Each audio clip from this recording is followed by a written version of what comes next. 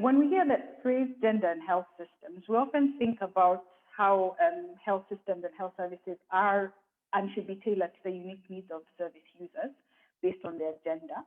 But there's more to gendered health systems than that, isn't there? So what are gendered health systems? You're absolutely right, Angela. There's definitely more to gendered health systems than that. But what you have mentioned is also a really important part of the health system. I want to acknowledge that, not in any way undermining that as an important part of thinking of gender and health systems.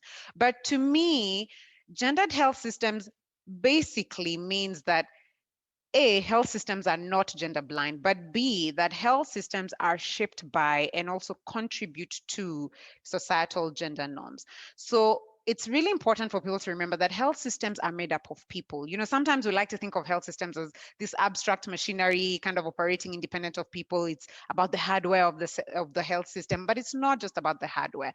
The people and the software of the health system is very important. And so it's important to remember that these people who make up the health system will come into it with their own biases, with their own values, with their own beliefs. And many of these beliefs and values are gendered beliefs and values. If you have certain biases or discriminatory attitudes, whether it's towards men or women, you don't leave this at the door when you enter the health system. No, you bring them with you. So it really is kind of, it's about understanding that gender permeates all aspects of the health system, and it manifests itself in very many ways. So, for example, it could manifest in that people of different genders experience the health system differently, or as you alluded to earlier, it could manifest in the sense of people of different genders have different health outcomes, and therefore we have to think about people's unique needs in terms of health services and the health systems. But then even it's just even about thinking, if we're thinking, for example, about health systems financing, are our budgets, our health budgets, gender responsive? If we're thinking about human resources for health, do we have a gender equitable health workforce at all levels? And I guess what I would recommend is, because there really is a lot that one can unpack when it comes to gender and health systems. Obviously, I spend a lot of time thinking about these sorts of things, but I recognize in the interest of time, we might not be able to discuss it all. But there's a really wonderful paper that I'd like to recommend to colleagues who watch this or listen to this and really want to have a better understanding of this. There's a 2018 publication by some colleagues of mine, led by Valerie Percival. And what this paper did is that it took the WHO health systems building blocks and using that tried to develop gender equitable benchmarks for the health system. So for each of the building blocks, what does a gender equitable health system look like? And again, I mean, well, one can criticize that in the sense of, oh, it focused on the building blocks and the hardware, but I think it's a good start, a way to start thinking about these things and unpacking these things and interrogating these things.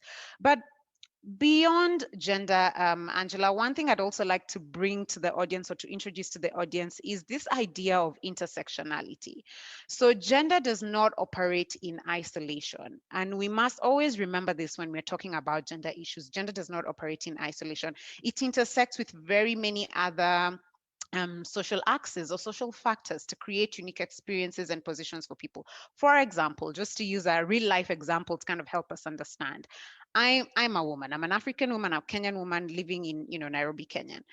But my experience of the health system as a middle class Kenyan with a good job, earning a decent income, able to access private health care, my experience of the health system is very different to, for example, another Black Kenyan African woman living in an urban informal settlement in Nairobi on a low income, cannot afford to access private healthcare and therefore has to access public health system, which is not necessarily a bad thing, but it might not always work optimally.